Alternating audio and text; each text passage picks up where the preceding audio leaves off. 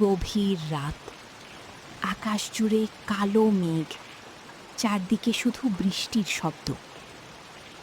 গ্রামের এক কোণে একটা ছোট্ট ভাঙা টিনের ঘর, চাল ফুটো হয়ে টুপটুপ করে পানি পড়ছে ঘরের ভেতরে। মাটির মেঝে কাদায় ভরে গেছে। সেই ঘরের এক কোণে বসে আছে ছোট্ট মেয়ে মায়া, তার পাশে তার বুড়ি নানি, আর দরজার পাশে ভিজে কাপড় পরে বসে আছে তার বাবা রহিম। রহিম সারাদিন কাজ খুঁজেও কোনো কাজ পায়নি। ঘরে খাবার নেই, চুলায় আগুন নেই। তবুও রহিম নিজের কষ্ট লুকিয়ে মেয়ের দিকে তাকিয়ে হাসার চেষ্টা করছিল। কিন্তু একজন বাবা যতই হাসুক, তার চোখের ভেতরের কষ্টটা কখনো লুকানো যায় না। বৃষ্টির পানি পড়তে পড়তে মায়ার বিছানাটাও ভিজে গেল। মায়া চুপচাপ উঠে ভিজা কাঁথাটা সরিয়ে এক কোণে গুটিসুটি মেরে বসে রইল। সেই দৃশ্য দেখে রহিমের বুকটা কেঁপে উঠল। সে মনে মনে বলল, আল্লাহ, আমি গরিব ঠিক আছে, কিন্তু আমার মেয়েটারে এত কষ্ট দিও না। রাতটা ছিল খুব দীর্ঘ। বৃষ্টি যেন থামতেই চাইছিল না। সকালে ঘুম ভাঙতেই মায়া দেখল ঘরে খাবার বলতে কিছুই নেই। একটা খালি হাঁড়ি উল্টো করে রাখা, আর পাশে একটা শুকনো রুটির টুকরো। নানি সেই রুটিটা মায়ার হাতে দিয়ে বলল, খেয়ে নি মা। কিন্তু মায়া রুটিটা আবার নানির হাতেই ফিরিয়ে দিল, কারণ সে জানত তার নানি আর বাবা গত রাত থেকেও না খেয়ে আছে। গরিব মানুষের ঘরে সবচেয়ে বড় কষ্ট হলো সবাই ক্ষুধার্ত থাকে, কিন্তু কেউ কাউকে সেটা বুঝতে দেয় না। রহিম আবার কাজের খোঁজে বের হল। গ্রামের বাজারে, ইটভাটায়, ধানের মাঠে, সব জায়গায় ঘুরল, কিন্তু কেউ তাকে কাজ দিল না। ক্লান্ত শরীরে যখন সে বাড়ি ফিরছিল, তখন রাস্তার পাশে একটা বড় হোটেলের সামনে এসে দাঁড়াল। ভেতরে অনেক মানুষ খাচ্ছে, হাসছে। গরম খাবারের গন্ধ চারদিকে ছড়িয়ে আছে। মায়াও সেদিন বাবার সাথে ছিল। সে বড় বড় চোখে হোটেলের দিকে তাকিয়ে বলল, আব্বা, আমাদের কি কোনোদিন এমন একটা হোটেল হবে?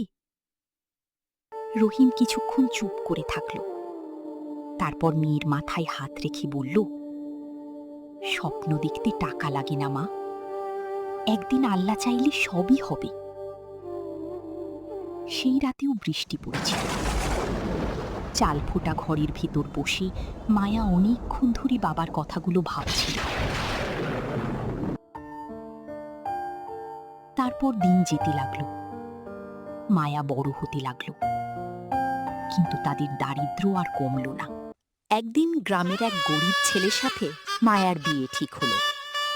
বিয়ের দিন মায়ার গায়ে খুব সাধারণ একটা শাড়ি। ঘরে কোনো বড় আয়োজন নেই, তবুও রহিমের চোখে পানি ছিল। কারণ একজন গরিব বাবা সবচেয়ে বেশি কষ্ট পায় তখন, যখন সে নিজের মেয়েকে সুখ দিতে পারে না।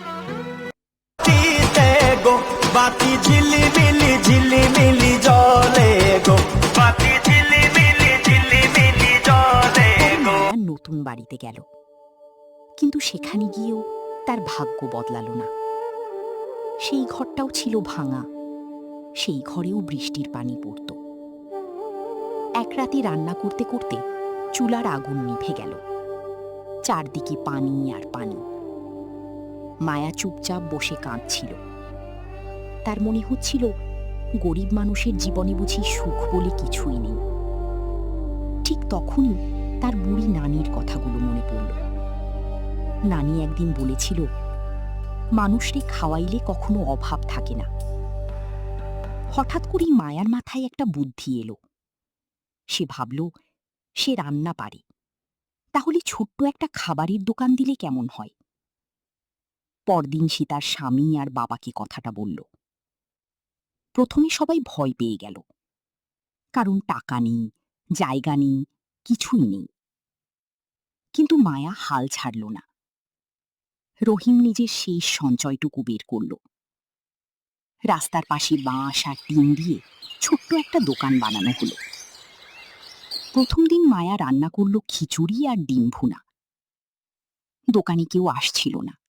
ঘন্টার পর ঘন্টা অপেক্ষার পরে দুইজন রিকশাওয়ালা সেখানে খেতে আসলো। মায়া কাপা হাতে খাবার পরিবেশন করল। কিছুক্ষণ পরে একজন বলল, এই খাবার তো অনেক মজা। আরেকজন বলল, আগামীকাল আবার আসুম। সেদিন রাতে অনেক দিন পরে মায়া হাসছিল, কারণ ছোট্ট দোকানটাতে প্রথমবারের মতো আশা জন্মেছিল।